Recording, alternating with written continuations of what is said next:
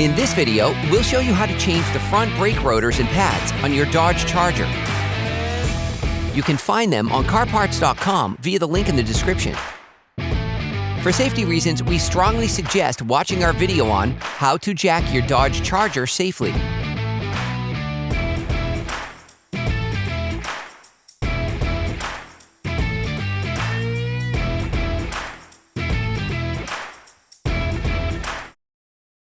Open the brake fluid reservoir. Turn the disc outwards. This will facilitate the following steps. Block the rotation of the guide pins with an 18mm wrench and unscrew the slide pins using a ratchet in a 13mm socket. Finish unscrewing by hand.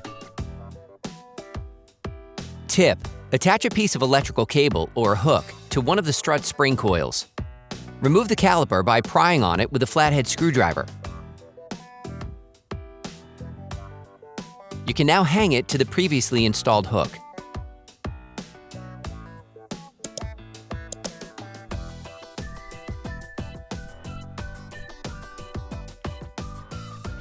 Remove the brake pads. To do this, slide them away from the disc. Using a flathead screwdriver, remove the anti-rattle clips. Using a ratchet and a 21mm socket, unscrew the two holding bolts on the caliper mount. Depending on the state of the bolts on the caliper mount, it may be necessary to use a hammer to loosen them. Finish unscrewing by hand. Remove the caliper mount. Finally, remove the disc.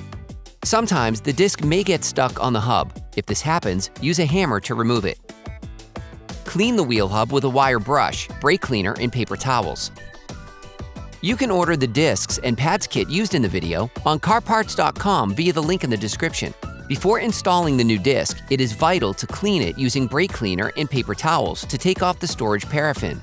If your new disc is coated, you can place it directly onto the wheel hub.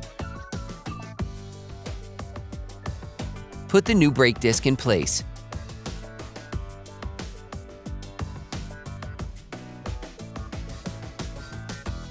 Using a wire brush, clean the caliper mount to remove any excess rust that could prevent the pads from sliding. For great content, our best price, and fast shipping, download the CarParts.com app now. Reassemble the caliper mount by screwing first by hand, then with a ratchet and a 21mm socket to lock them in place. Finish tightening using a torque wrench.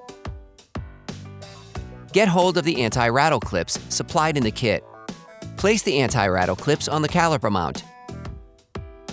Grab the new pads. Insert the new pads into the caliper mount by sliding them in. Please note that the wear indicator springs must be positioned at the top of the pads. Grab the caliper. Place a used pad in the caliper. Then, using a clamp or a brake windback tool, press the pistons into the caliper. This step is essential before installing the caliper. As the pistons enter the caliper, brake fluid will flow back into the brake fluid reservoir. Depending on the original level of the reservoir, make sure that the liquid does not overflow. You need to check the sliding of the brake caliper slide pins and the condition of the caliper slide pin boots. If they look worn, you are advised to replace them with new ones. Put the brake caliper back in place and screw in the slide pins by hand at first. Block the rotation of the guide pins with an 18mm wrench and screw the slide pins back in using a ratchet and a 13mm socket. Finish tightening using a torque wrench. Don't forget to remove the cable that you used to hold the caliper. Clean both sides of the disc with brake cleaner and a cloth to remove the grease from the new pads. You can now repeat the same process on the other side. Then you will be able to put the wheels back on your vehicle. Put your vehicle back on the ground before properly fixing the wheels in place.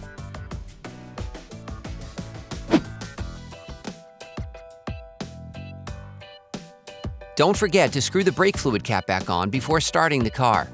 Attention! Before using your vehicle again, start your car and pump the brake pedal a few times to push the brake pads together again. Try to drive smoothly and avoid sudden braking for the first 30 miles or so to avoid glazing the new pads. Operation complete.